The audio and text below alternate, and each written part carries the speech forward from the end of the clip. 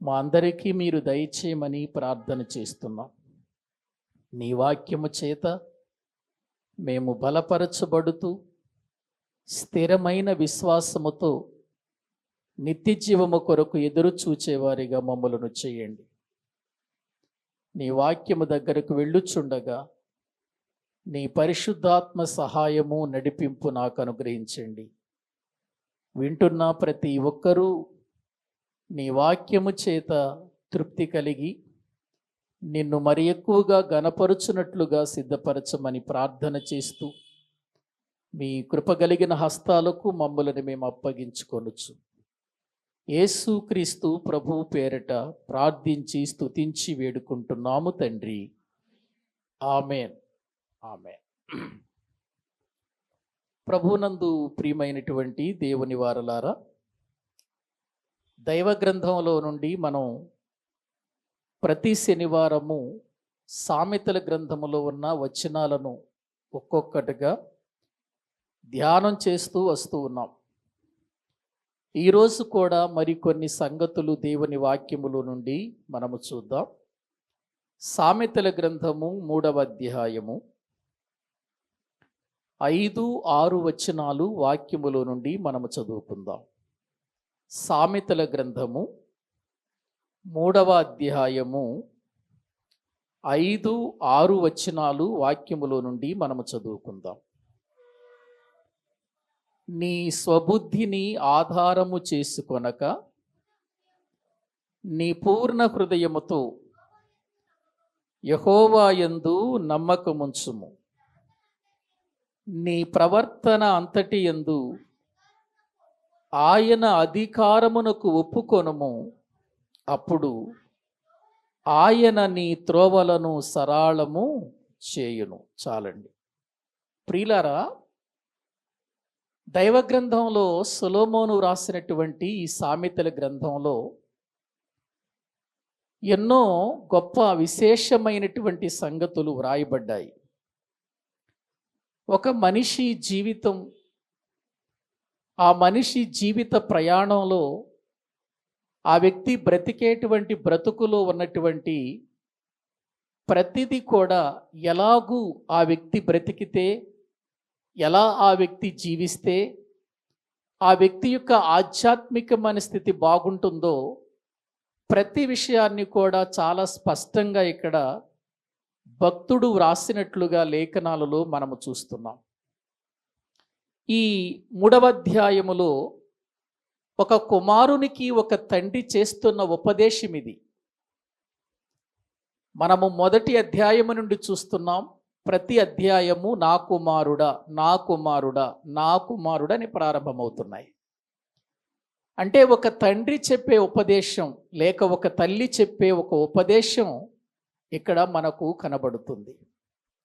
ఎందుకు తల్లిదండ్రులు తమ పిల్లలకు మంచి ఉపదేశం ఇస్తారంటే, ఆ ఉపదేశము విని వారు జీవితములో గొప్పవారు అవుతారు అని, గొప్పవారు కావాలని, పవిత్రమైనటువంటి హృదయాలతో వారు జీవించాలనేటువంటిది ప్రియులారా ఆ యొక్క తల్లిదండ్రుల యొక్క ఉద్దేశమని దేవుని వాక్యం మనకు చెబుతుంది. అలాగే మన పరలోకపు తండ్రి కూడా భూమి మీద నివాసం చేస్తున్నటువంటి ఆయన పిల్లలమైనటువంటి మన విషయంలో కూడా ఎన్నో ఎన్నో జాగ్రత్తలు చెబుతున్నాడు, ఎన్నో సంగతులు చెబుతున్నట్లుగా లేఖనాల్లో మనము చూస్తున్నాం. ఇప్పటి వరకు మనము మొదటి వచనము నుండి 4వ వచనం వరకు ఎన్నో సంగతులు దేవుని వాక్యములో నుండి నేర్చుకున్నాం.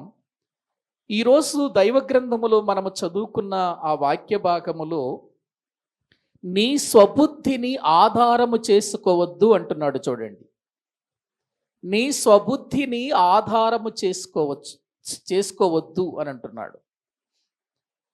ఎందుకు మన స్వబుద్ధిని ఆధారం చేసుకోవద్దు అని అంటున్నాడంటే, మన స్వబుద్ధి అనేటువంటిది అంటే మన సొంత బుద్ధి అనేటువంటిది మాటకు అది బుద్ధి కలిగిందే కానీ ప్రియులారా దానిలో ఎంత ప్రమాదము ఉంటుందో దేవుని వాక్యాన్ని బట్టి మనం చూస్తే అర్థమవుతుంది.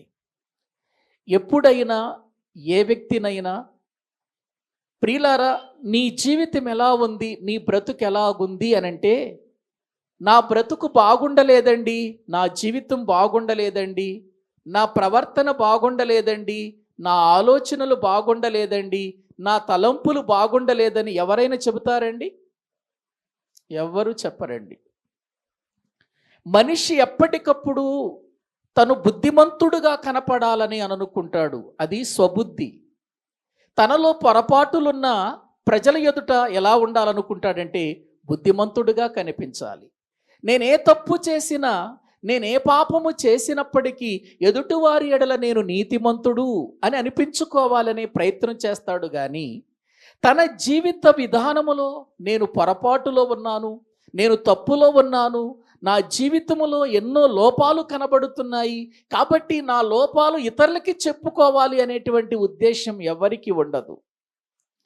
ఇది మానవ నైజం, ఇది మానవ నైజం. అయితే దేవుని వాక్యం ఏం చెబుతుందంటే, నీ స్వబుద్ధిని నీవు ఆధారము చేసుకున్నంత వరకు నీవు పూర్ణ హృదయముతో దేవుణ్ణి ఆరాధించలేవు, నీ పూర్ణ హృదయముతో దేవుణ్ణి ఘనపరచలేవు.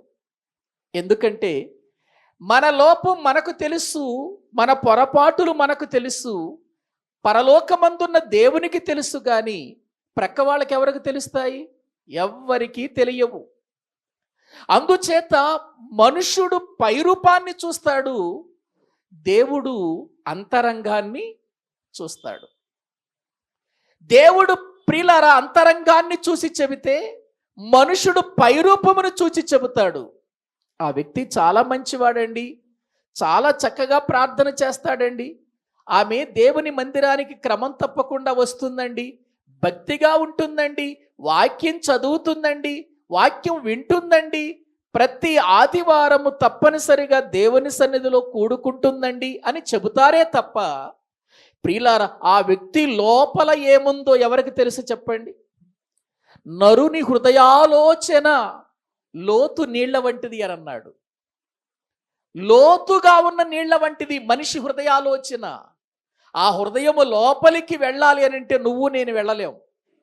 హృదయము లోపలికి వెళ్ళాలి అని అంటే దేవుని మాట వాక్యమే లోపలికి వెళుతుంది. అది మనము ప్రియులారా తెలుసుకొని బ్రతకాలంటున్నాడు. అందుకే నీ స్వబుద్ధిని ఆధారము చేసుకోవద్దు, నీ స్వబుద్ధిని నీవు ఆధారము చేసుకోవద్దు. నీవు ఆధారము చేసుకోవలసింది ఏంటంటే దేవుణ్ణి ఆధారం చేసుకో అని అంటున్నాడు. మానవులందరికీ దేవుడు ఆధారమైనప్పుడు, మనిషికి దేవుడే ఆధారమైనప్పుడు ప్రియులారా మనిషి క్రమంగా బ్రతకగలుగుతాడు, పవిత్రంగా బ్రతకటానికి ఇష్టపడతాడు. స్వబుద్ధిని ఆధారము చేసుకుంటే చాలా నష్టపోతాం. బైబిల్ గ్రంథములో స్వబుద్ధిని ఆధారము చేసుకున్న వాళ్ళు ఉన్నారు, డబ్బును ఆధారం చేసుకున్న వాళ్ళు ఉన్నారు, వారికి ఉన్నటువంటి హోదాను ఆధారం చేసుకున్న వాళ్ళు ఉన్నారు, హేయక్రియలు చేస్తూ కూడా ఆధారము చేసుకుని బ్రతికినటువంటి వాళ్ళు ఉన్నారు. ఎంతోమంది మనకు కనబడతారు. ఇవన్నీ స్వబుద్ధిలోనికే వస్తాయి ప్రియులారా, స్వబుద్ధిలోనికే వస్తాయి. కానీ మనము దేవుని యొక్క సంగతులను ఎరిగి దేవుని మీద ఆధారపడినప్పుడు మనము తప్పకుండా మన పొరపాటులను విప్పి దేవుని ఎదుట చెప్పుకొని దేవుని కొరకు బ్రతకటానికి మనము ఇష్టపడతాం. అందుకే కీర్తనాకారుడు 3వ కీర్తనలో 5వ వచనంలో ఒక మాట అంటాడు చూడండి ప్రియులారా. కీర్తనల గ్రంథములో మనము చూస్తే 3వ కీర్తన 5వ వచనం, యెహోవా నాకు ఆధారము కావున నేను పండుకొని నిద్రపోయి మేలుకొందును. చాలండి. ఏమండి, ఇక్కడ భక్తుడైనటువంటి దావీదు ఎవరిని ఆధారము చేసుకొని బ్రతుకుతున్నాడు? దేవునిని ఆధారము చేసుకున్నాడు. నాకు ఆధారము నా రాజ్యము కాదు, నాకు ఆధారము నాకున్న వెండి బంగారములు కాదు, నాకు ఆధారము నా సింహాసనము కాదు, నాకు ఆధారము ఎవరు అనంటే యెహోవాయే నాకు ఆధారము అని అంటాడు. అందుకే 4వ కీర్తనలో మళ్ళీ అతడు ప్రార్థన చేస్తూ ఏమంటాడంటే మొదటి వచనంలో, నా నీతికి ఆధారమగు దేవా నేను మొర్రపెట్టునప్పుడు నాకు ఉత్తరమిమ్ము అని అంటున్నాడు. నా నీతికి ఆధారమగు దేవా అని మాట్లాడుతున్నాడు. అంటే దేవుణ్ణి అతడు ఆధారము చేసుకున్నాడు. భక్తుడైనటువంటి దావీదు దేవుని ఆధారము చేసుకున్నాడు కనుకనే అతడు దేవునికి ఇష్టుడైన మనుషుడిగా బ్రతకగలిగాడు. దేవుని ఉద్దేశాలు నెరవేర్చేవాడిగా బ్రతకగలిగాడు. దేవుడు కోరుకున్న వ్యక్తిగా జీవించగలిగాడు. ఎందుకని? అతడు ఎక్కడ తన స్వబుద్ధిని ఆధారము చేసుకోలేదు.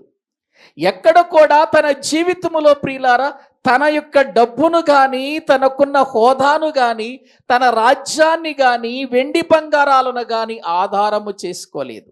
అందుకే 16వ కీర్తనలో కూడా అంటాడు 2వ వచనంలో, నీవే ప్రభుడవు, నీకంటే నాకు క్షేమాధారమేది లేదు. నా క్షేమానికి ఆధారము నీవు కనుక నేను నిన్ను నమ్ముకున్నాను, నేను నీ మీద ఆధారపడుతున్నాను అని దేవుని సన్నిధిలో అతడు చెప్పగలుగుతున్నట్లుగా మనము చూస్తున్నాం. ప్రియులారా, ఈ రోజున మనము దేనిని ఆధారం చేసుకుని బ్రతుకుతున్నాం?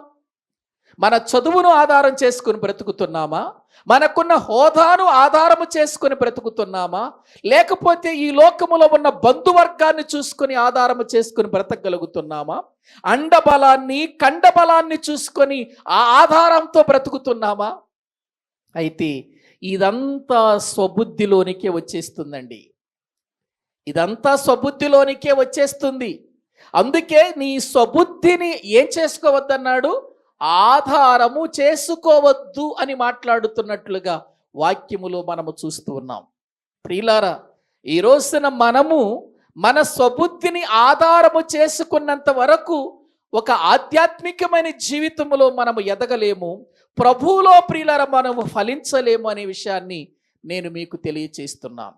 నేను మంచివాడనే, నాలో ఏ పొరపాటులు లేవు, నాలో ఏ దోషము లేదు అని అనుకున్నంత కాలం మన జీవితంలో ప్రియులారా ప్రమాదకరమైన స్థితికి వెళ్ళిపోతున్నామని మనము గుర్తించాలి. ఒకని మార్గము ఒకనికి యథార్థముగా కనబడును గాని తొదకు అది మరణమునకు దారితీస్తుంది అన్నాడు కదా. కాబట్టి మనము బుద్ధిమంతులం, మనము నీతిమంతులం అని అనుకుంటూ మన ఆలోచనల ప్రకారం, మన బుద్ధి ప్రకారం ఏనాడు కూడా మనము ఆధారము చేసుకొని బ్రతకకూడదు. ప్రియులారా, దేవుని యొక్క వాక్యమే మనకు ఆధారమై ఉండాలి, దేవుడే మనకు ఆధారమై ఉండాలని ఇక్కడ చెబుతున్నాడు. అందుకే నీ స్వబుద్ధిని ఆధారము చేసుకొనక, సామెతల గ్రంథంలో మాట్లాడతాడు, నీ స్వబుద్ధిని ఆధారము చేసుకొనక నీ పూర్ణ హృదయముతో యెహోవా యందు నమ్మిక ఉంచు. అంటే ఎవరి యందు నమ్మిక ఉంచమంటున్నాడు? దేవుని యందు నమ్మిక ఉంచు. నీ స్వబుద్ధిని నమ్ముకోవద్దు, నీ జ్ఞానాన్ని నమ్ముకోవద్దు, నీ డబ్బును నమ్ముకోవద్దు, నీ ఆస్తిపాస్తులు నమ్ముకోవద్దు, నీ బంధువర్గాన్ని నమ్ముకోవద్దు. ఇదిగో ఇవన్నీ నీకు ప్రమాదాన్ని తీసుకొచ్చేటువంటి సంగతులు. మరెవరిని నమ్మాలయ్యా? ఎవరిని ఆధారం చేసుకోవాలయ్యా అంటే యెహోవాను నమ్మాలి అని అంటున్నాడు. యెహోవాను ఆధారము చేసుకోవాలంటున్నాడు. ఎలా? పూర్ణ హృదయముతో అన్నాడు. చూడండి, ఏ హృదయంతో? పూర్ణ హృదయముతో. అంటే ఇక నీ హృదయములో దేవునికి తప్ప మరొక దానికి స్థానం ఇవ్వకూడదన్నమాట. మనము దేవుణ్ణి ప్రేమించిన, మనము దేవుణ్ణి ఆరాధించిన ఏ హృదయముతో నమ్మి ఆరాధించాలో తెలుసా? పూర్ణ హృదయముతోనండి. ఒక్కసారి ఒక 2-3 వచనాలు చూపిస్తాను చూడండి. ద్వితీయోపదేశ కాండం ప్రియులారా, ప్రభువిచ్చినటువంటి ప్రియులారా ఆజ్ఞలను గనుక మనము చూడగలిగితే ఆయన చెప్పినటువంటి మాట ఒక్కసారి మనము చూద్దాం. ప్రియులారా, ప్రభు చెప్పినటువంటి మాటలను మనము జ్ఞాపకం చేసుకుంటే అక్కడ వ్రాయబడినటువంటి విషయాలు ఇదిగో ఇలా కనబడుతున్నాయి. దయతో ద్వితీయోపదేశ కాండం చూడండి. ద్వితీయోపదేశ కాండం 6వ అధ్యాయం. ద్వితీయోపదేశ కాండము 6వ అధ్యాయము మనము 4వ వచనాన్ని చదువుకుంటే, ఇశ్రాయేలు వినుము, మన దేవుడైన యెహోవా అద్వితీయుడగు యెహోవా, నీ పూర్ణ హృదయముతోను, నీ పూర్ణ ఆత్మతోను, నీ పూర్ణ శక్తితోను నీ దేవుడైన యెహోవాను ప్రేమింపవలెను అని అంటున్నాడు. ఇశ్రాయేలు విను. ఎందుకంటే 5వ అధ్యాయము నుండి కూడా వాళ్ళకి ప్రియులారా దేవుడు తన ఆజ్ఞలను చెబుతున్నాడు. మీరు ఇలా బ్రతకాలి, మీరు ఇలా జీవించాలి, మీరు ఈ రీతిగా ఉండాలి అని చెబుతున్నాడు. ఇందులోనే మనకు 10 ఆజ్ఞలు కూడా కనిపిస్తాయి మనకు ఈ 5వ అధ్యాయంలో. 6వ అధ్యాయంలోనికి వచ్చేసరికి ఏమంటున్నాడంటే 4వ వచనం దగ్గరికి, ఇశ్రాయేలు విను, మన దేవుడైన యెహోవా ఎటువంటి వాడు? అద్వితీయుడు. ద్వితీయుడు కాదు, ఆయన ఒక్కడే. అద్వితీయుడు, ఆయన ఒక్కడే, దేవుడు ఒక్కడే. ఆయనను నువ్వు ఎలా ఆరాధించాలి, ఎలా నువ్వు ఆయన్ని ప్రేమించాలి అని అంటే నీ పూర్ణ హృదయముతోను అని అన్నాడు. చూడండి, ఏ హృదయంతో? నీ పూర్ణ హృదయముతోను, నీ పూర్ణ శక్తి, పూర్ణ ఆత్మతోను, నీ పూర్ణ శక్తితోను నీ దేవుడైన యెహోవాను ఏం చేయాలన్నాడు? ప్రేమించాలి. ఎట్లా ప్రేమించాలి? ఎలా ప్రేమించాలి? పూర్ణ హృదయం అంటే ఇక దేవునికి తప్ప ఆ హృదయంలో మొదటి స్థానం ఎవరికి ఉండకూడదు. మన హృదయం అంతా కూడా మొట్టమొదటిగా ఎవరు నిండి ఉండాలంటే దేవుడు నిండి ఉండాలి, దేవుని మాటలు నిండి ఉండాలి. దేవుని యొక్క ఉన్నతమైన స్థాయిని మన హృదయం నిండా నింపుకోవాలి. మన హృదయం నిండా వాక్యం ఉందనుకోండి, మనం మాట్లాడే మాటలన్నీ వాక్య సంబంధమైన మాటలే వస్తాయి. అందుకే అన్నాడు కదా, హృదయము నిండియుండు దానును బట్టి నోరు మాట్లాడుతుంది అన్నాడు. హృదయం నిండా వాక్యం ఉందనుకోండి, మన నోటి నుండి వచ్చే మాటలలో ఎక్కువగా ఏం కనబడతాయి చెప్పండి? వాక్య సంబంధమైన విషయాలే కనబడతాయి. హృదయం నిండా పగ, ద్వేషాలు ఉన్నాయి అనుకోండి, మనం మాట్లాడే మాటల్లో అవి కొట్టొచ్చినట్టుగా కనబడతాయి. మన హృదయం నిండా దేవుని వాక్యముతో నింపుకోవాలి. అందుకే నీ నోరు తెరువుము, నేను దానిని బాగుగా నింపెదను అని అన్నాడు. దేవుని వాక్యముతో మన హృదయం నిండాలి. అందుకే దేవుని వాక్యము నీ యొద్ద ఉండాలి, నీ నోటిలో ఉండాలి, నీ హృదయములో ఉండాలన్నాడు కదండి. ఒక్కసారి రోమీయులకు రాసిన పత్రిక చూడండి. బైబిల్ గ్రంథములో ప్రియులారా మనము చూడగలిగితే వ్రాయబడినటువంటి విషయాలను మనం ఒక్కసారి పరిశీలన చేసుకుందాం.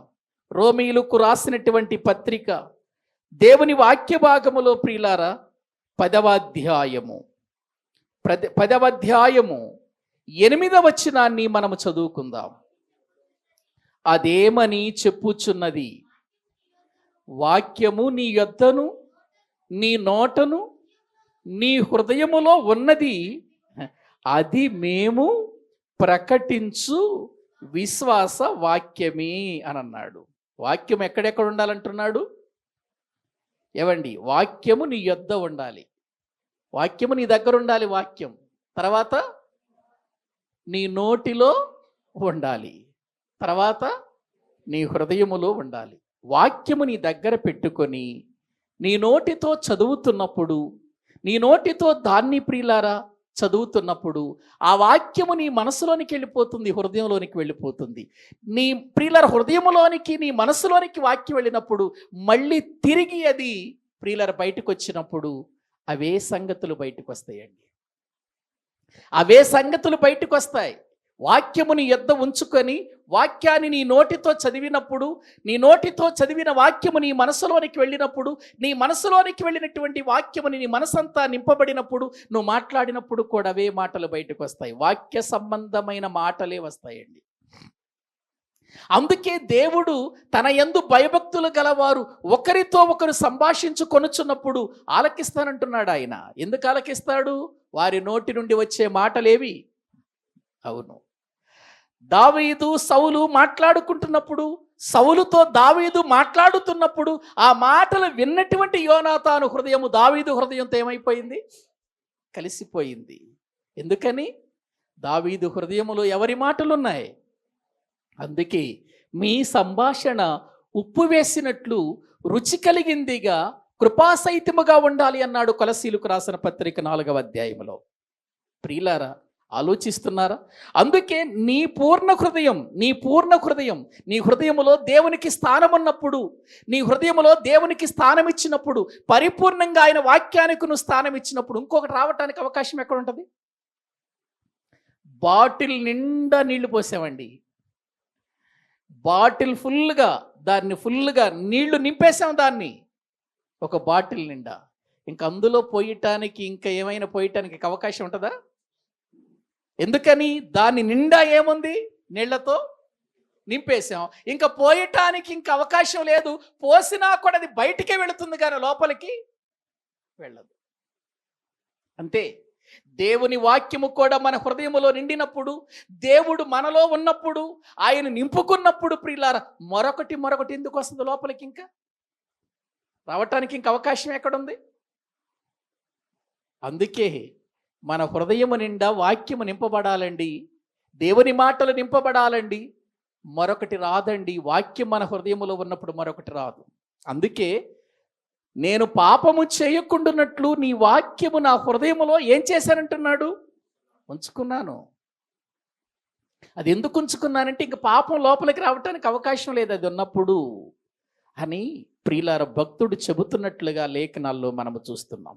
ద్వితీయోపదేశ కాండంలో మరొక వచనాన్ని మీరు చూడండి ప్రియులారా. ద్వితీయోపదేశ కాండములో మరొక వచనాన్ని మనము జ్ఞాపకం చేసుకుంటే అక్కడ వ్రాయబడినటువంటి సంగతులను మనము చూద్దామండి. ద్వితీయోపదేశ కాండము 4వ అధ్యాయము, ద్వితీయోపదేశ కాండము 4వ అధ్యాయము వాక్యములో నుండి 29వ వచనం చదవండి. 29వ వచనం. అయితే అక్కడ నుండి నీ దేవుడైన యెహోవాను మీరు వెదకిన ఎడల మీ పూర్ణ హృదయముతోను నీ పూర్ణ ఆత్మతోను వెదుకున్నప్పుడు ఆయన నీకు ఏమవుతాడు? ప్రత్యక్షమగును అని అన్నాడు. నీ పూర్ణ హృదయముతో నీ పూర్ణ ఆత్మతో మీరు ఆయనను వెదికినప్పుడు ఆయన ఏమవుతాడు? ప్రత్యక్షమవుతాడు. మీతో ఉంటాడాయన, మీ మధ్యలోనికి వస్తాడాయన, మీతో నడుస్తాడాయన, మీకు సహాయకుడుగా ఉంటాడు, మీకు ఆలోచన చెబుతాడు. ప్రియులారా, మిమ్మల్ని నడిపించవలసిన మార్గాలలో ఆయన నడిపిస్తాడు. ఎప్పుడు? పూర్ణ హృదయముతో మనము ఆయనను ప్రియులారా విశ్వసించినప్పుడు, ఆ పూర్ణ హృదయముతో ఆయన్ను మనం ప్రేమించినప్పుడు, ఆ పూర్ణ హృదయముతో మనం ఆయన్ని వెదికినప్పుడు. అందుకే నీ స్వబుద్ధిని ఆధారము చేసుకున్నంత వరకు నీ జీవితంలో ఏ మేలు పొందలేవు. నువ్వు మేలు పొందాలి అని అంటే నీ జీవితములో నీ స్వబుద్ధిని ఆధారము చేసుకొనక పూర్ణ హృదయముతో నీవు ఆయన యందు ఏముంచాలి? నమ్మిక ఉంచాలి. ఆయన యందు నమ్మిక ఉంచినప్పుడు ప్రియులారా మన బ్రతుకులలో ఎటువంటి వారిగా మారిపోతామో తెలుసా? 125వ కీర్తన మొదటి వచనం చదవండి. 125వ కీర్తన మొదటి వచనాన్ని మనము చదువుకుందాం. యెహోవా యందు నమ్మిక ఉంచువారు కదలక నిత్యము నిలుచు సియోను కొండవలే ఉందురు. ప్రియులారా, ఆలోచించండి. ఇక్కడ వ్రాయబడినటువంటి మాటలు మీరు గమనించండి. ప్రభు మాట్లాడుతున్నటువంటి మాటలు, భక్తుడు చెబుతున్నటువంటి సంగతులండి ఇవి. ఏం చెబుతున్నాడు? యెహోవా యందు నమ్మిక ఉంచేవారు తమ హృదయాలలో దేవునికి స్థానం ఇచ్చినప్పుడు, తన హృదయాలలో దేవుని ఎడల నమ్మిక ఉన్నప్పుడు, తన హృదయాలలో పూర్ణ హృదయముతో దేవుని నమ్మి బ్రతుకుచున్నప్పుడు వారు కదలరు అన్నాడు. చూడండి, కదలక. శ్రమలు రావచ్చు, కష్టాలు రావచ్చు, ఇరుకులు రావచ్చు, ఇబ్బందులు రావచ్చు, ఎటువంటివి వచ్చినా ఏం కారు వీళ్ళు? కదలరు. ఎందుకు కదలరు? వీళ్ళ హృదయములో దేవుడున్నాడు. దేవుడున్నాడు. వీరు ఆయన యందు నమ్మిక ఉంచారు, ఆయన యందు విశ్వాసం ఉంచారు గనక కదలక. దేంతో పోల్చాడంటే నిత్యము నిలుచు సియోను కొండతో పోల్చాడు. చూడండి, కొండ కదులుతుందా? కొండ కదులుతుందా? ఎంతమంది కదిలిస్తే కదులుతుంది? ఏవండి, మన ప్రక్కన కొండ ఉందండి. ఈ కొండను మనము ప్రియులారు ఎప్పటి నుండి చూస్తున్నామంటే పుట్టిన దగ్గర నుంచి చూస్తూ ఉన్నాం. మన యొక్క తాతలు కానీ లేకపోతే వాళ్ళ తాతలు కానీ వాళ్ళు పుట్టిన దగ్గర నుంచి చూస్తూనే ఉన్నారు ఈ కొండ. ఎవరైనా కదిలించగలిగారా? దాన్ని కదిలించగలుగుతారా? కదిలించలేరు. ఈ ఊరోళ్ళు మొత్తం వెళ్ళి కొండను ప్రక్కకు జరుపుదామని వెళ్ళారనుకో, ఏమవుతుంది? జరుగుతుందా? జరగదు. ఎందుకంటే అది కదలనటువంటిది, ఒక స్థిరమైనటువంటి పునాది కలిగిందిగా అది ఉంది ప్రియులారా. అలాగే దేవుని పిల్లలమైనటువంటి మన జీవితంలో కూడా ఎటువంటి ప్రతికూలమైన పరిస్థితులలో కూడా కదలక మనము నిత్యము జీవించాలి అనంటే మనము ఎవరి యందు నమ్మిక ఉంచాలి? యెహోవా యందు నమ్మిక ఉంచాలి అని దేవుని వాక్యములో మనము చూస్తూ ఉంటున్నాం. మరొక సంగతి చెప్పన, వాక్య భాగములో దినవృత్తాంతములు మొదటి గ్రంథం 5వ అధ్యాయము దినవృత్తాంతములు మొదటి గ్రంథం 5వ అధ్యాయము 20వ వచనం చదవండి. 20వ వచనం, యుద్ధమందు వారు దేవునికి మొర్రపెట్టగా వారు ఆయన మీద నమ్మికయుంచినందున ఆయన వారి మొర్ర ఆలకించెను కనుక వారు జయించుటకు వారికి సహాయము కలిగెను. ప్రియులారా, వాక్యములో మనము చూస్తున్నాం, రూబేనీలలో, గాదీయులలో, మనషే అర్ధగోత్రములో ఉన్నటువంటి వారందరూ కూడా ప్రియులారా ఇదిగో యుద్ధమందు నేర్పరులుగా ఉన్నారని పైన మనము చూస్తుంటున్నామండి. వాళ్ళు చూస్తుంటున్నాం. ఎన్నో యుద్ధాలు వారి మీదకి వచ్చాయి, ఎన్నో పరిస్థితులు వారి మీదకి వచ్చాయి. కానీ వారు దేవుని నమ్మినంత కాలం, వారు దేవుని మీద విశ్వాసం ఉంచినంత కాలం, యెహోవా యందు నమ్మిక ఉంచి బ్రతికినంత కాలం దేవుడు వారి యొక్క జీవితములో చేసిన ప్రతి ప్రార్థన విన్నాడు. వారికి యుద్ధమందు ఏం చేశాడు? ఆయన జయము కలిగించి వారికి సహాయము చేసినట్లుగా దైవ గ్రంథంలో మనము చూస్తుంటున్నాం. ప్రియుల, మనం రాజులను గురించి మాట్లాడుకుంటున్నాం కదా, ఇశ్రాయేలు రాజులు, యోధా రాజులను గురించి మాట్లాడుకుంటున్నాం. మీరు నమ్మిన ప్రతి రాజు దగ్గర కూడా మీరు గమనించండి, నమ్మిన ప్రతి రాజు, ఎవరైతే దేవుని యందు నమ్మిక ఉంచారో, ఎవరైతే దేవుని మీద ఆధారపడ్డారో, ఎవరైతే దేవుని సన్నిధిలో ప్రార్థిస్తూ వచ్చారో, వారందరూ దేవుని సహాయము ద్వారా విజయాలనే సంపాదించారు తప్ప ఎక్కడ కూడా వాళ్ళు ఏం కాలేదు? ఓడిపోలేదు, అపజయము పాలు కాలేదు. కారణం ఏంటి? వాళ్ళు ఎవరి యందు నమ్మిక ఉంచారు? అవును, 2-3 దేశాల వాళ్ళు లేక రాజ్యాల వాళ్ళు వారి మీదకి దండెత్తి వారి మీదకి వచ్చి వారిని నాశనం చేయాలి, భూమి మీద ఉంచకూడదు అనుకొని అనేక మంది ఏకమై వచ్చినా కూడా వారి పక్షంగా దేవుడు ఉన్నాడు కనుక వారిని ఏం చేయలేకపోయారు? వాళ్ళు జయించలేకపోయారు. కారణం ఏంటంటే వారు ఎవరి యందు నమ్మిక ఉంచారు? దేవుని యందు నమ్మిక ఉంచినట్లుగా వాక్యములో మనము చూస్తున్నాం. అందుకే మన స్వబుద్ధిని ఆధారము చేసుకొని ఏ పని చేయకూడదు. మన స్వబుద్ధిని ఆధారము చేసుకొని మనము ఏ విషయంలో కూడా విజయాన్ని పొందలేం. మనము ఎవరిని ఆధారం చేసుకోవాలి అని అంటే ప్రియులారా, మనము మన స్వబుద్ధిని కాదు ఆధారం చేసుకోవలసింది, యెహోవాను ఆధారం చేసుకోవాలి. మన పక్షముగా ఉన్న దేవుణ్ణి ఆధారం చేసుకోవాలి. పూర్ణ హృదయముతో మనం ఆయన్ని నమ్మాలి. అప్పుడు దేవుడు మన పక్షంగా గొప్ప కార్యాలు చేస్తాడు. అందుకే సామెతల గ్రంథంలోనికి మళ్ళీ వద్దాము రండి.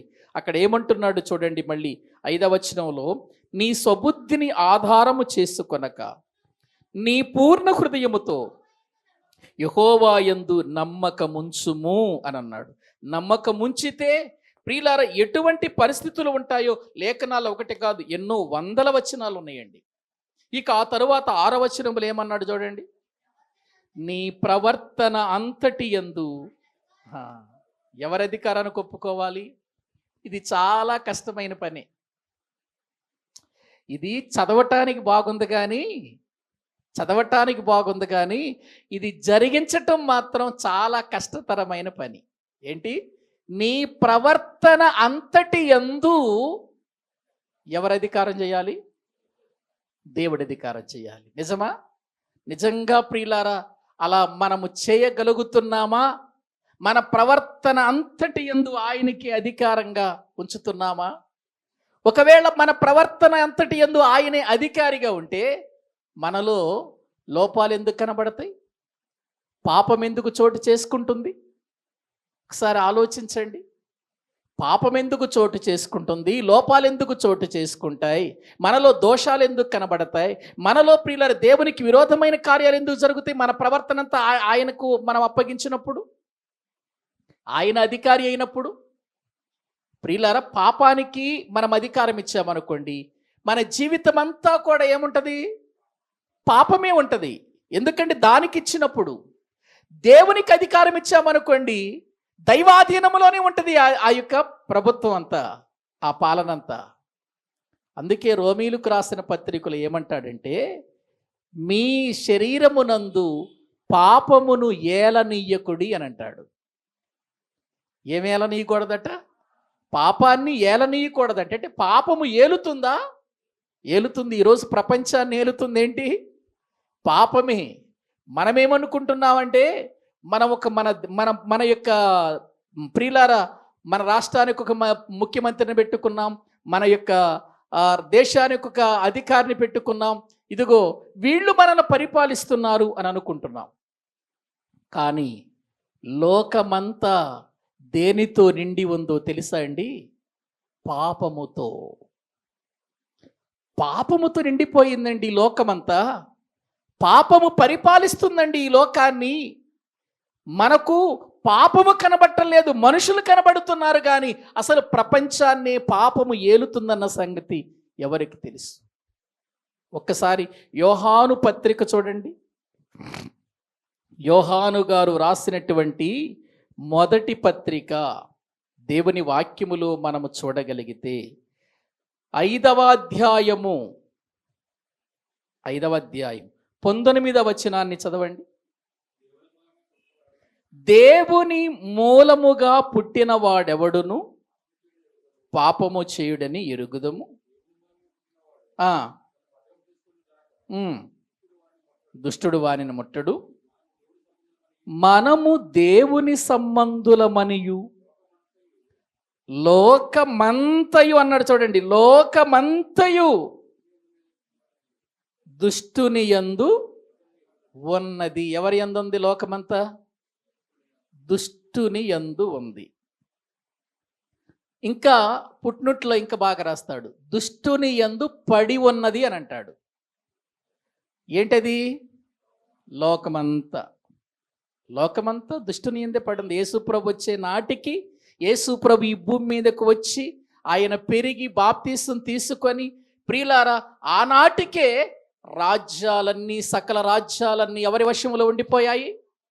అపవాది వశములో ఉండిపోయాయి. అందుకే యేసు ప్రభువును ఒక ఎత్తైన ప్రదేశం మీదకు తీసుకుని వెళ్ళి, నువ్వు నాకు మొక్కు, ఈ రాజ్యాలన్నీ నీకు ఇచ్చేస్తానంది.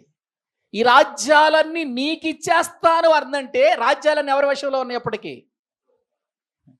అపవాది వశములో ఉన్నాయి, పాపము వశములో ఉన్నాయి. పాపము ఏలుతున్నటువంటి కాలం ప్రియులారా.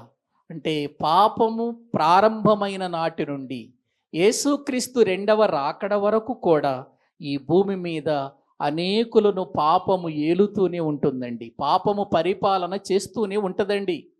గ్రహించండి. ఆదాము, మొదటి మనుషుడైన ఆదాము ఏ రోజైతే పాపానికి చోటిచ్చాడో, పాపము ఎప్పుడైతే ప్రియులారా ఆదాము యొక్క జీవితంలోనికి ప్రవేశించిందో, ఆ రోజున లోకములోనికి వచ్చిన ఆ పాపం ఈ రోజు వరకు అదేం చేస్తుంది చెప్పండి? పరిపాలన చేస్తూనే ఉందండి, చేస్తూనే ఉంది. అందుకే దేవుని వాక్యములో మనము చూస్తే ప్రియులారా, పాపము ఏలుతున్న ఈ లోకములో మనుషులముగా మనం బ్రతుకుతున్నాం. ఇప్పుడు మన ప్రవర్తన బాగుండాలి, మన జీవితాలు బాగుండాలి, మనం పరలోకానికి వెళ్ళాలి, దేవునితో కూడా ఉండాలి అని అంటే మన ప్రవర్తన అంతటి మీద అధికారం ఎవరికి ఇవ్వాలి? దేవునికి ఇవ్వాలి. దేవునికి మన ప్రవర్తన ఇవ్వాలి అనేటువంటిది ప్రియులారా లేఖనాలలో మనము చూస్తూ ఉంటున్నాం. ఇస్తే బాగుంటుంది, కానీ ఇవ్వలేం. ప్రవర్తన అంతటి మీద అధికారం ఆయనకి ఇస్తే ఇక మన ఇష్టం నెరవేర్చుకునే అవకాశం ఉంటుందా?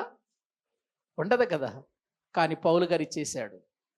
ఇకను జీవించువాడను నేను కాదు అన్నాడు. ఎవరు జీవిస్తున్నారు? ఇక క్రీస్తే నా యందు జీవిస్తున్నాడు. ఇక జీవించువాడు నేను కాదు, నాది లేదిక ఈ పరిపాలనలో. నా జీవితం మీద ఎవరికి ఉంది ఇక అధికారం? నా ప్రభువుకే ఉంది. ఆయనకి ఇచ్చేసాను ఈ అధికారం. అందుకే ప్రియులారా, వాళ్ళు ఎటువంటి పరిస్థితులు వచ్చినా కదలని వారిగా, స్థిరులుగా, దేవుని కొరకు బలముగా బ్రతికిన వారిగా మనము కనబడుతున్నాం. అందుకే దేవుని పిల్లలమైనటువంటి మనము కూడా దేవుని మందిరానికి వెళ్ళేటప్పుడు కూడా ముందు ఏది కాపాడుకోమన్నాడు తెలుసా? ఏది జాగ్రత్తగా చూసుకోమన్నాడు తెలుసా? ప్రవర్తన. ప్రసంగి గ్రంథం 5వ అధ్యాయం 1వ వచనం చూస్తే అది నీవు దేవుని మందిరానికి పోవునప్పుడు నీ ప్రవర్తన ఎలా చూసుకోమన్నాడు? జాగ్రత్తగా చూసుకోమంటే నీ ప్రవర్తన అంతటి యందు ఎవరికి అధికారం ఇవ్వమని? దేవునికి అధికారమి. వాక్యం చెప్పినప్పుడు వాక్యానికి లోబడు. దేవుని మాట నిన్ను గద్దించినప్పుడు లోబడు. దేవుని వాక్యానికి నీ హృదయము సరిపోనప్పుడు సరిచేసుకో. వాక్యానికి అధికారం ఇచ్చేయి, దేవునికి అధికారం ఇచ్చేయి అని అంటున్నాడు. ప్రియులారా, దేవుని సన్నిధానములో బ్రతుకుచున్నటువంటి మనం ఈ లోకములో ఉన్నంత వరకు కూడా ప్రియులారా, మన ప్రవర్తన, మన క్యారెక్టర్ సరైనటువంటి విధానములో లేకపోతే మాత్రం మనము నిత్య జీవాన్ని పోగొట్టుకుంటామండి. చాలా ప్రమాదకరమైన పరిస్థితి అండి. అందుకేనండి యోబు జీవితంలో ఎన్ని శ్రమలు వచ్చినా, ఎన్ని కష్టాలు వచ్చినా ఎందుకు నిలదొక్కుకోగలిగాడు? తన ప్రవర్తనలో ఎక్కడ కూడా ప్రియులారా కదలని జీవితం ఎలాగుంది? ఏమండి, అతడు దేవునికే తన ప్రవర్తన మీద అధికారం ఇచ్చేశాడండి. అందుకే స్నేహితులు వచ్చినా, బంధువులు వచ్చినా, చుట్టుప్రక్కల వారు వచ్చి అతను నిందిస్తున్నా ఒక అద్భుతమైన మాట మాట్లాడాడండి యోబు. యోబు గ్రంథం చూడండి ఒక్కసారి. యోబు గ్రంథం 13వ అధ్యాయము 15వ వచనాన్ని చదువుకుందాం. యోబు గ్రంథం 13వ అధ్యాయము 15వ వచనాన్ని మనము చదువుకుందాం. ఇదిగో ఆయన నన్ను చంపినను నేను ఆయన కొరకు కనిపెట్టుచున్నాను ఆయన సన్నిధిని. నా ప్రవర్తన న్యాయమని ఏం చేస్తాడట? రుజువు చేస్తానంటున్నాడు. ఎవరు? ప్రియులారా, మాట్లాడుతున్నటువంటి యోబు చూడండి. మీరెన్న అనుకోండి, ఎన్ని రీతులుగానే నన్ను మాట్లాడండి, నేనేం చెదిరిపోతాననుకుంటున్నారా? నేనేం జారిపోతాననుకుంటున్నారా? మీ మాటలకి ఏమైనా లోబడిపోతాననుకుంటున్నారా?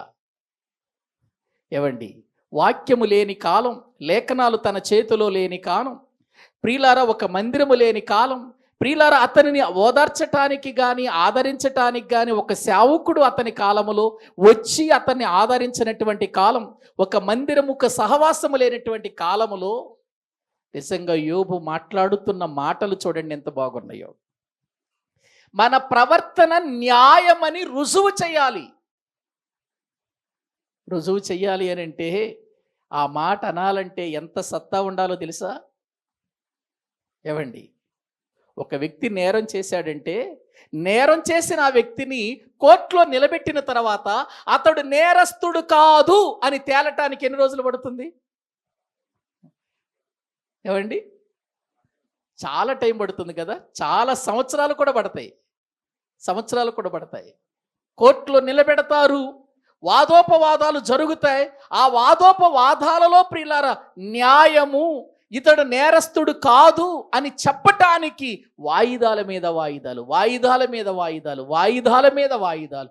ఇన్ని వాయిదాలు వేసిన తర్వాత జడ్జి వారు చెప్పిన మాటలన్నిటినీ నోట్ చేసుకొని వాటన్నిటిని బట్టి ఎవడు ఇందులో కరెక్ట్ అని పరిశీలన చేసి న్యాయమని రుజువు చేసి ఆఖరి తీర్పిస్తాడు. ఇతడు న్యాయవంతుడు అని, లేదు ఇతడు నేరస్తుడు అని.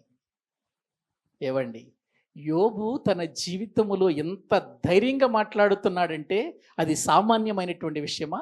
యెహోవా నన్ను చంపినా, దేవుడు నన్ను చంపినా నా ప్రవర్తన న్యాయం అని రుజువు చేస్తానంటున్నాడంటే ఏంటి అసలు ఆ ధైర్యం యోబుకి? మళ్ళీ చదవండి ఆ వచనం. ఇదిగో ఆయన నన్ను చంపినను నేను ఆయన కొరకే కనిపెడుతున్నానంటే ఏంటి దాని అర్థం? ఏవండి, ఆయన నన్ను చంపినోడి కొరకు ఎవరైనా కనిపెడతారా? చంపేవాడి కోసం ఎవరైనా కనిపెడతారండి? ఒక్కసారి మీరు ఆలోచించండి. ఎవరైనా మిమ్మల్ని చంపాలని వస్తున్నారనుకో, ఎప్పుడు వస్తాడు, ఇంకా రాలేదేంటి నన్ను చంపేవాడు అనుకుంటారా? నన్ను చంపడానికి పలానా ఆయన వస్తానన్నాడు, ఇంకా రాలేదేంటి, ఎప్పుడు వస్తాడు, ఎప్పుడు చంపేస్తాడు నన్ను అని ఎదురు చూస్తారండి? ప్రియులారా, యోబుకు తెలుసు దేవుడు నన్ను చంపడు, నా ప్రవర్తన న్యాయమని ఆయన ఎదుటే రుజువు చేసుకుంటా. ఆయన ఎదుటే. ఏంటంటే ఆ ధైర్యం? నా ప్రవర్తన ఆయన ఎదుట రుజువు చేసుకు, ఆయన నన్ను చంపినను నేను ఆయన కొరకే కనిపెడుతున్నాను, ఆయన వస్తాడు, నా ప్రవర్తనను చూస్తాడు, ఇదిగో నా ప్రవర్తన న్యాయమని రుజువు చేస్తాడు. చేశాడా? చేశాడు. నా కుమారుడు నా సేవకుడైన యోబు పలికినట్లు మీరు యుక్తమైన మాటలు పలకలేదయ్యా. వెళ్ళండి, నా కుమారుడిని యోబు దగ్గరికి వెళ్ళండి, మీరు మీ విషయమై అతడు ప్రార్థన చేస్తాడు. దేవుడు చెబుతున్న మాటలండి. ఒకసారి చూడండి యోబు గ్రంథం, దేవుని వాక్య భాగములు మనము చూడగలిగితే 42వ అధ్యాయము, యోబు గ్రంథము 42వ అధ్యాయము 8వ వచనాన్ని చదువుకుందాం. కాబట్టి 7వ వచనం కూడా చదవమ్మా. 7వ వచనం కూడా, యెహోవా యోబుతో ఆ మాటలు పలికిన తరువాత ఆయన తేమానీయుడైన ఎలీఫజుతో ఇలాగు సెలవిచ్చెను, నా సేవకుడైన యోబు పలికినట్లు మీరు నన్ను గూర్చి యుక్తమైనది పలుకలేదు కనుక నా కోపము నీ మీదను నీ ఇద్దరు స్నేహితుల మీద మండుతుంది. పెద్ద భక్తిపరుల్లాగా మాట్లాడారా వెళ్ళి యోబు దగ్గరికి వెళ్ళి? నా కుమారుడైనటువంటి యోబు జీవితంలో వచ్చిన శ్రమలు ఎందుకు వచ్చాయో మీకు తెలుసా? అతనికి వచ్చిన బాధలు ఎందుకు వచ్చాయో తెలుసా? అతని పిల్లలు ఎందుకు చనిపోయారో మీకు తెలుసా? అతని సేవకులు ఎందుకు చనిపోయారో మీకు తెలుసా? అతని దుక్కిటెద్దులు ఎందుకు చచ్చిపోయాయో మీకు తెలుసా? అతని యొక్క గొర్రెల మందలు ఎందుకు చచ్చిపోయాయో మీకు తెలుసా? అతనికి అనారోగ్యం ఎందుకు వచ్చిందో మీకు తెలుసా? కానీ తెలిసినట్టు ఏం చేశారు మీరు? మాట్లాడారు. తెలియకుండా తెలిసినట్టు మాట్లాడారు, మీ ఆలోచన ప్రకారం మాట్లాడారు. కానీ యోబు మీదకు అన్ని శ్రమలు రావటానికి కారణం నేనేనయ్యా. నేను నా కుమారుడైన యోబును అపవాది మీద గెలిపించాలని అపవాదిని ఉసికొల్పి అపవాదిని పంపించాను నా కుమారుడైన యోబు దగ్గరికి. నేనే పంపించాను. నా కుమారుడైన యోబుతో యుద్ధం చేయండి. అదే యుద్ధం మీ దగ్గరకు పంపించినట్లయితే మీరు చచ్చి ఊరుకునేవాళ్ళు. కానీ నా కుమారుడైన యోబు నన్ను గెలిపించాడు, వీరుడిగా నిలిచాడు.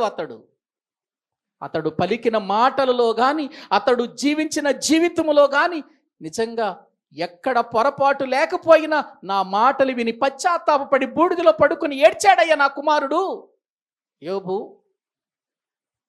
అటువంటి నా కుమారుని దగ్గరికి వెళ్ళి మీరు ఇష్టం వచ్చినట్లుగా భక్తి కలిగిన వారిలాగా మాట్లాడారు, భక్తిహీనుడు అనుకున్నారు కదా?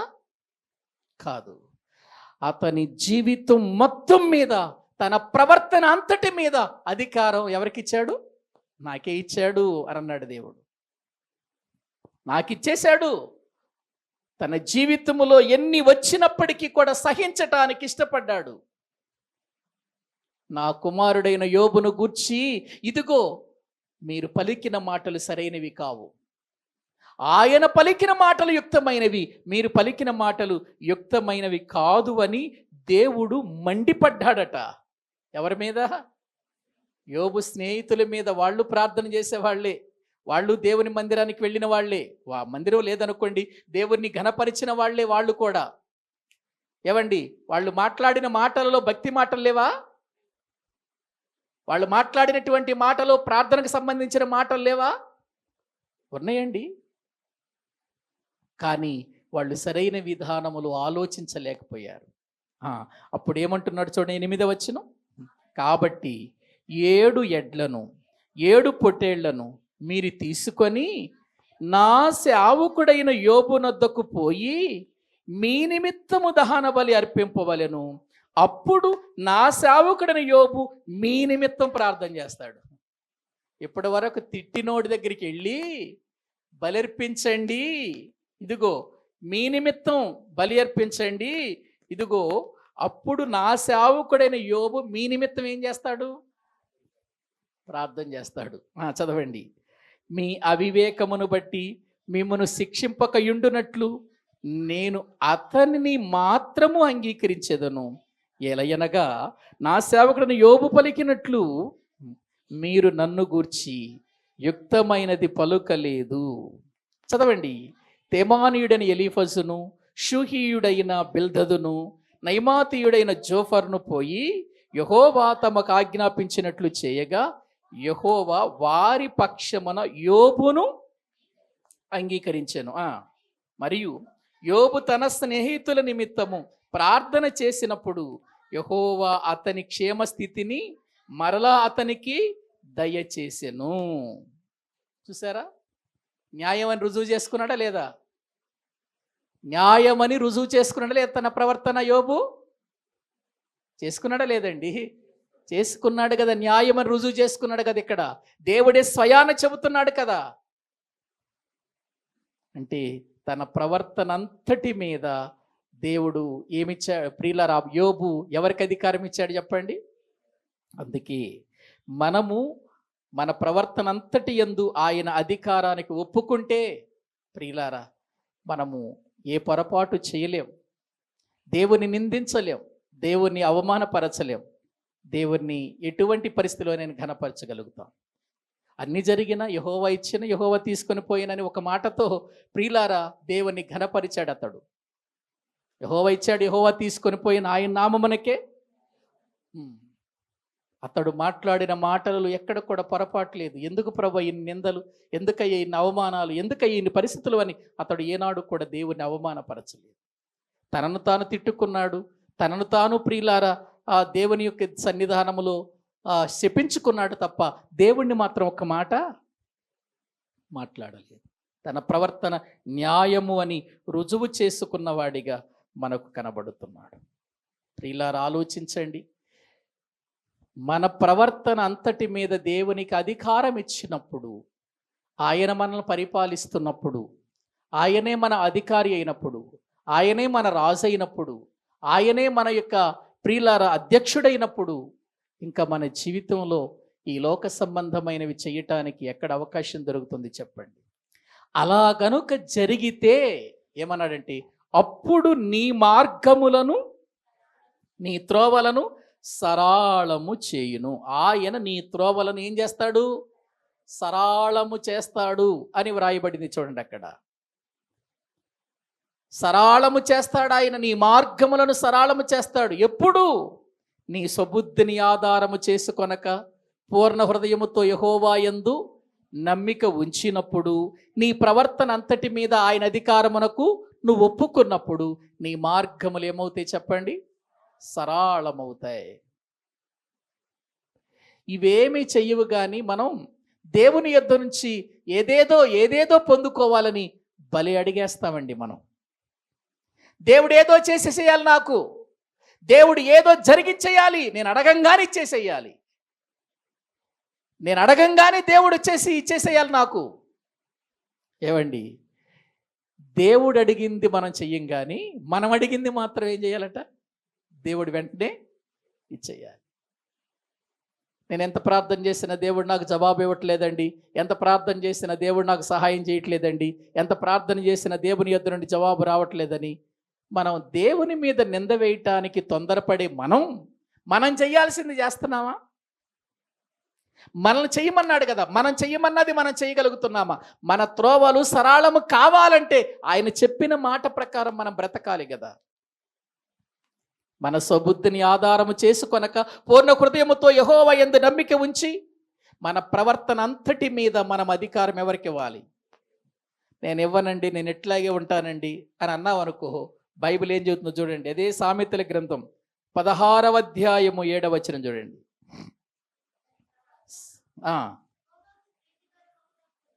ఒకని ప్రవర్తన యెహోవాకు ప్రీతికరమగునప్పుడు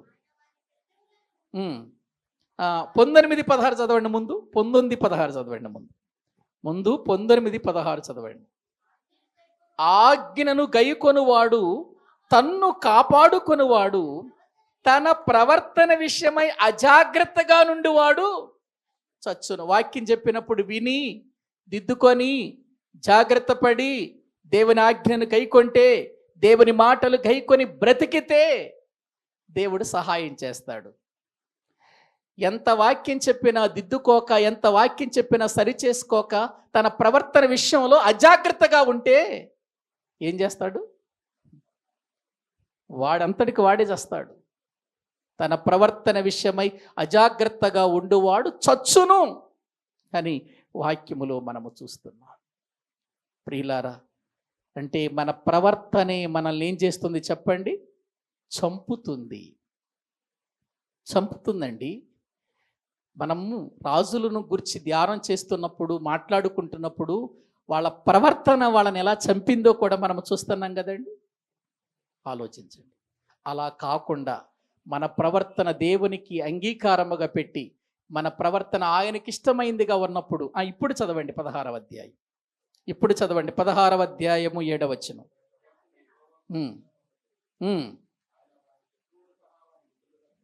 చూసారండి?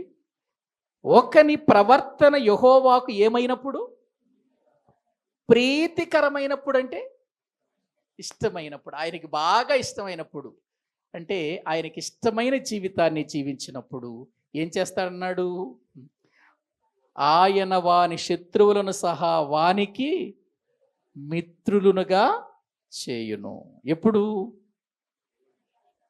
ఆయనకి ఇష్టమైన ప్రవర్తన మనము ప్రవర్తించినప్పుడు. ప్రియులారా, ఈ దినాన్న దేవుని మాటలు వింటున్నటువంటి మనం ఆలోచించండి.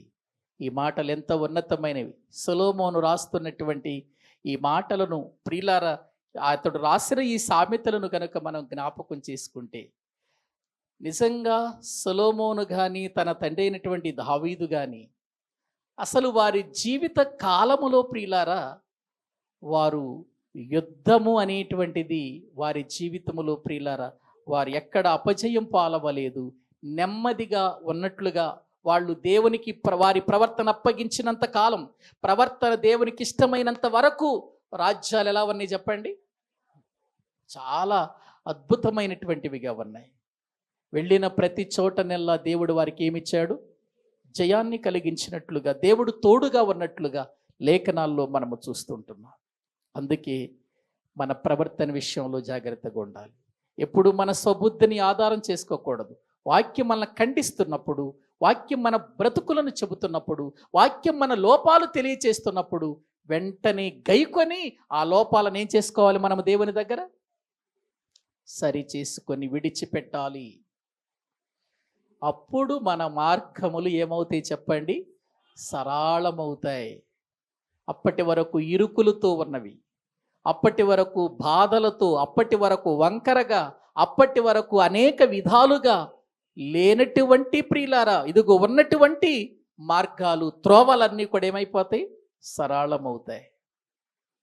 నువ్వు ఏ స్థితిలో ఉన్నా ప్రియులారా, దేవునికి అంకితమైన వ్యక్తిగా, నీవు దేవునికి ప్రీతికరమైనటువంటి వ్యక్తిగా కనబడినప్పుడు ఎటువంటి క్లిష్టమైన పరిస్థితులైనా దేవుడు ఏం చేస్తాడు? సరళం చేసేస్తాడు. కానీ మనం అసలు ఇవన్నీ ఆలోచించంగా మనం ప్రార్థన చేయంగానే దేవుడు ఏం చేయాలి? వెంటనే వినేసేయాలి. వెంటనే మనకు జవాబు ఇచ్చేయాలి.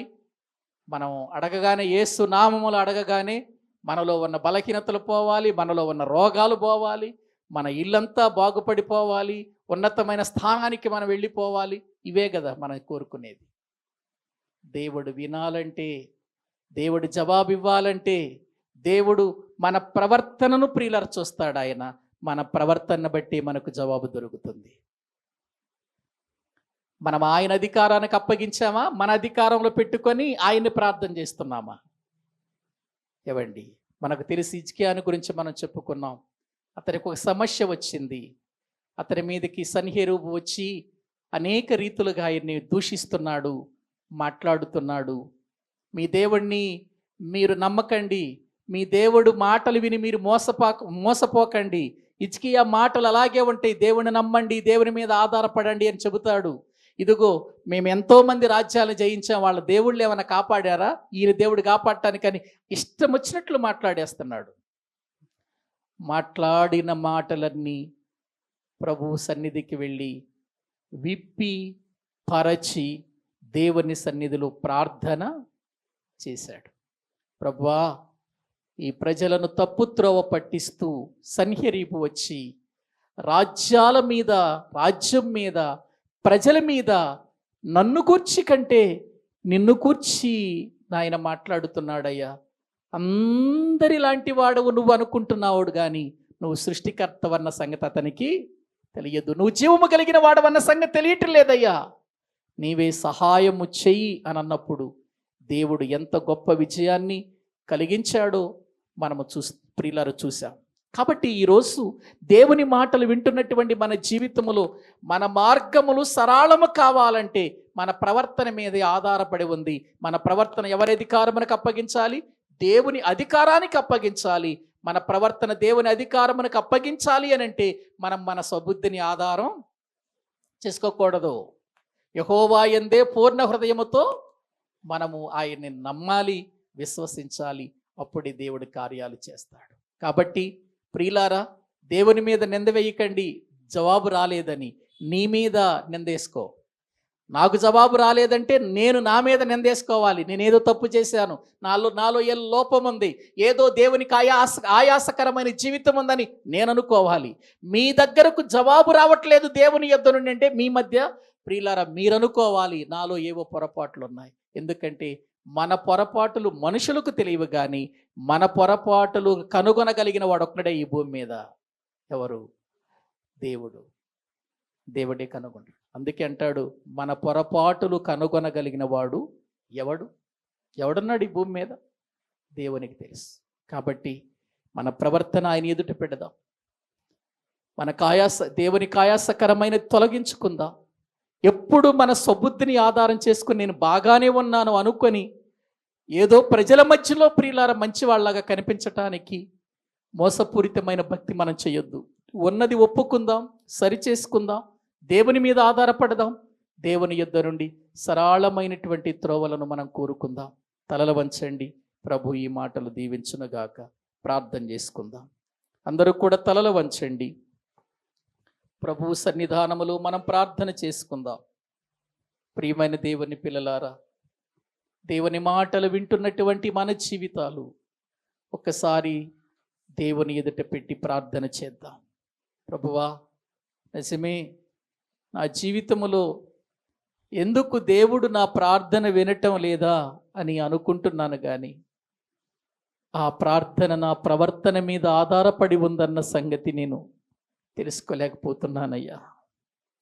నీకు ఆయాసకరమైనది ఏది నా హృదయములో ఉన్నా, నీకు ఆయాసకరమైనది ఏది నన్ను ఏలుతున్నా అది నేను తొలగించుకొని నా ప్రవర్తన న్యాయమని నీ ఎదుట రుజువు చేసుకొని ఆ గొప్ప స్థితిలోనికి నన్ను నడిపించు నాయనా. సహాయము చెయ్యండి ప్రభువా. ఎన్నో లోపాలు కనబడుతున్నాయి, మాటలలో లోపాలు కనబడుతున్నాయి, క్రియలలో లోపాలు కనబడుతున్నాయి, తలంపులలో లోపాలు కనబడుతున్నాయి, ఆలోచనల లోపాలు కనబడుతున్నాయి, నడకలో లోపాలు కనబడుతున్నాయి. తండ్రి నాయనా, నీ అధికారానికి నా ప్రవర్తనను ప్రభు నేను ఎప్పుడైతే ఒప్పుకుంటానో నన్ను నేనుగా నీకెప్పుడైతే సమర్పించుకుంటానో, పౌలు వలె ఇక జీవించువాడను నేను కాదు, క్రీస్తే నా యందు జీవించుచున్నాడని నేను చెప్పగలుగుతాను. ప్రియులారా, ఒక్కసారి మనమందరము కూడా దేవుని సన్నిధానములో ప్రార్థన చేసుకుందాం. ప్రభు పాదాలు పట్టుకుందాం. ప్రభువా, సహాయము చేయండి నాయన. నా మార్గములు సరళము చేయటానికి నువ్వెప్పుడు సిద్ధంగా ఉన్నావు, కానీ ఎక్కడో నాలో లోపం కనబడుతుందయ్యా. ఎక్కడో నాలో నాయన నీకు ఆయాసకరమైనవి కనబడుతున్నాయ్యా. సరిచేయి ప్రభువా. నీ వాక్యము చేత, నీ మాట చేత నన్ను గద్దించినప్పుడు నేను దిద్దుకోవటానికి కృప చూపండి నాయన. నా బ్రతుకును నేను ప్రభు నాశనం చేసుకోవద్దు నాయన. నేనేదో ఇక్కడికి వచ్చి ప్రార్థన చేస్తున్నాను, కానీ నా ప్రవర్తన బాగుండలేదు నాయనా. నా భర్త మారాలని కోరుకుంటున్నాను, నా భార్య మారాలని కోరుకుంటున్నాను, నా పిల్లలు మారాలని కోరుకుంటున్నాను. నువ్వు మార్చటానికి సమర్థుడివే, కానీ నా ప్రవర్తనలో లోపాలు కనబడుతున్నాయి, నా ప్రవర్తనలో దోషాలు కనబడుతున్నాయి, నా ప్రవర్తన నీ అధికారములో లేదు నాయన. అటు స్థితి నుంచి నన్ను విడిపించు నాయన. అటువంటి పరిస్థితుల నుంచి నన్ను విడిపించు నాయన. ఈ సన్నిధానములో నా స్వబుద్ధిని ఆధారము చేసుకొని నేను బ్రతుకుతున్నానేమో, అది తీసివేయి నాయన. నా హృదయములో పరిపూర్ణంగా నీ యందు విశ్వాసము కలిగిన వ్యక్తిగా జీవించినట్లు చేయండి ప్రభువా. నా ప్రార్థనకు జవాబు ఇవ్వండి ప్రభు అని అందరము కూడా కొన్ని నిమిషాలు నోరు తెరిచి ప్రార్థన చేద్దామండి.